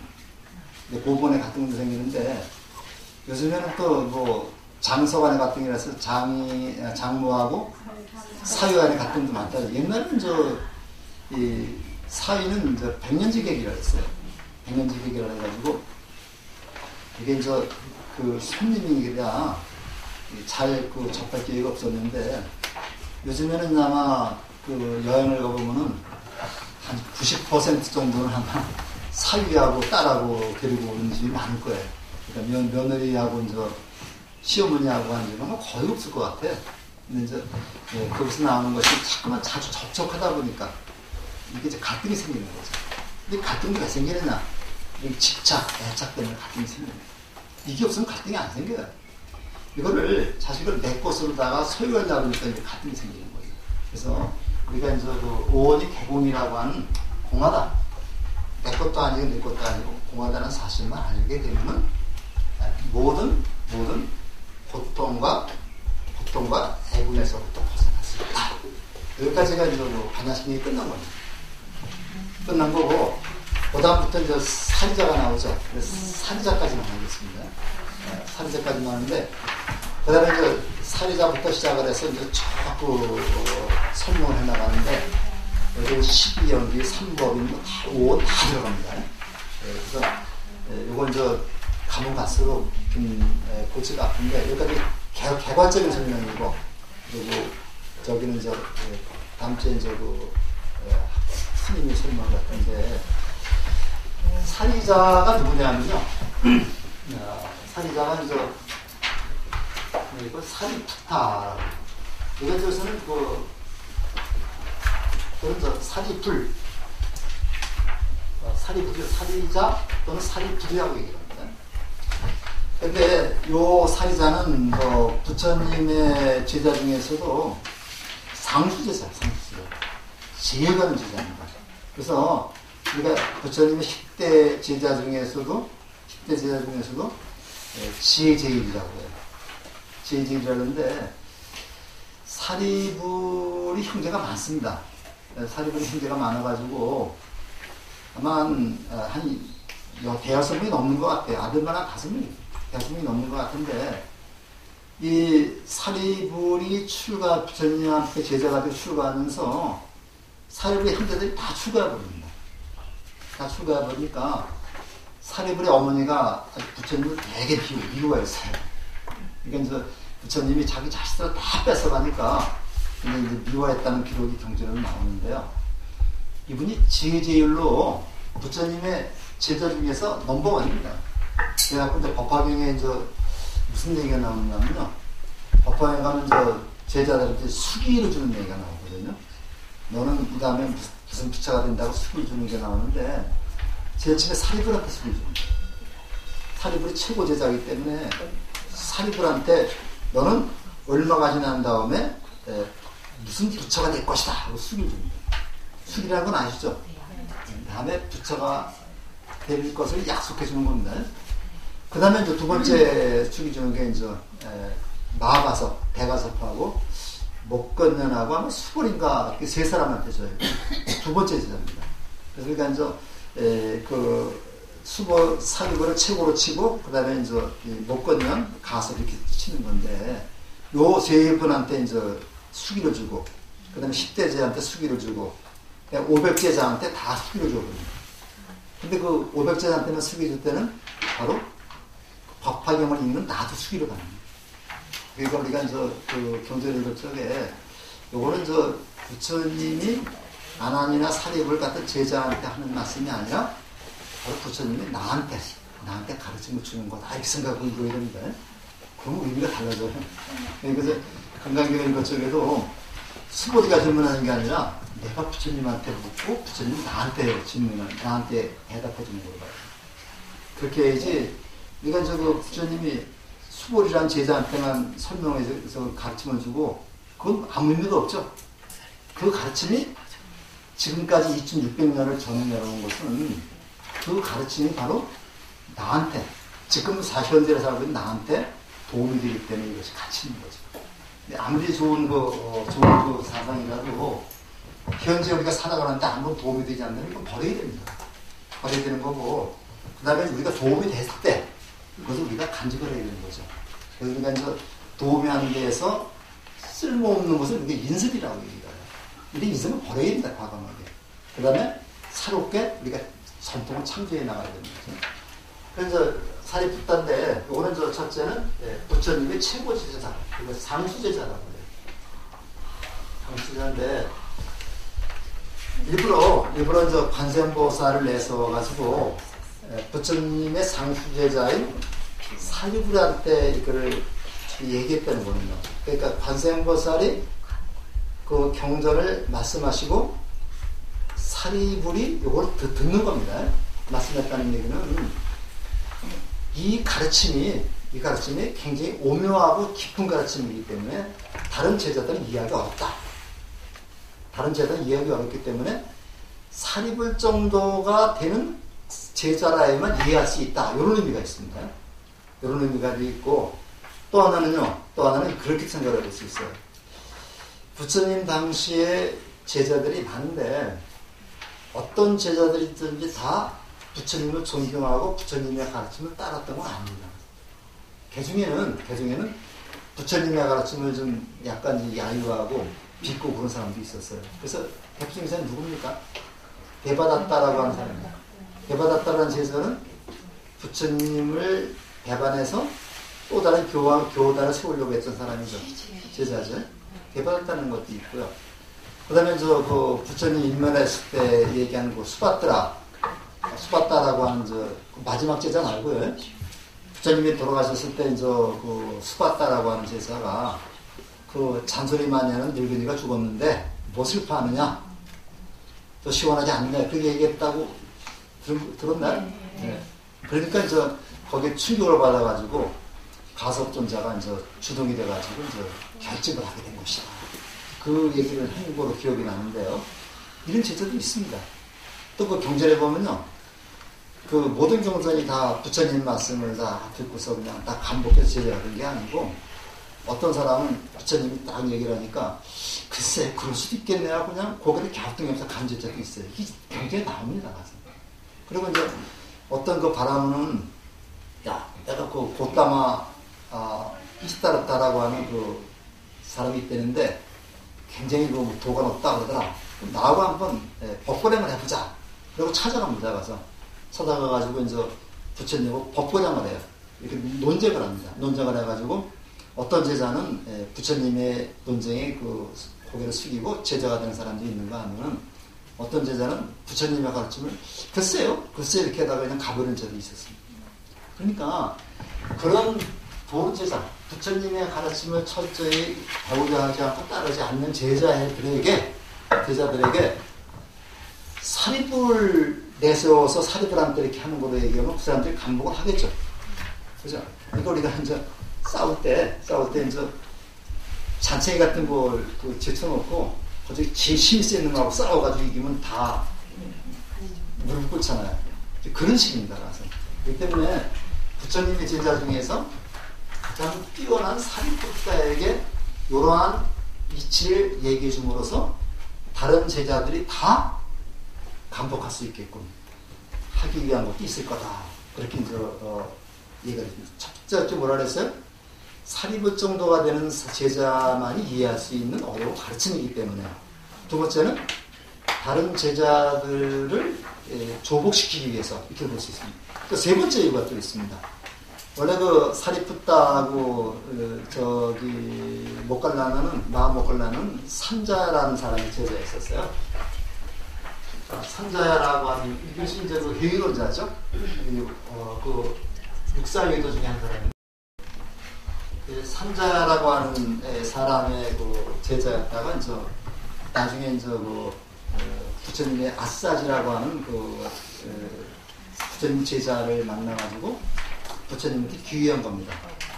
그래서 250명을 끌고 귀의했다 그랬죠. 그래서 우리가 1250명 얘기할 때 가서 삼명제의 제자 1000명하고 이 사리불하고 목갈만해서 250명에서 1250명이라고 이렇게 부처님의 생애에서 말씀드렸는데 거기 외도입니다. 외도가 부처님의 가르침을 따른 이렇게 개종을 해서 불교에 들어온 사람이죠. 이거는 바꿔 얘기하면 외도를 감복시키기. 외도. 부처님의 가르침을 따르지 않는 외도들에게 진정한 깨달음을 가르쳐주기 위해서 사리자를 내세웠다. 세 가지 설이 이루어집니다. 첫째 뭐라 그랬어요? 사리불 정도가 되는 사람만 이해할 수 있는 굉장히 어려운 가르침이기 때문에. 두 번째는 부처님의 가르침에 따르지 않는 그러한 제자들을 갖다가 조복시키기 위해서.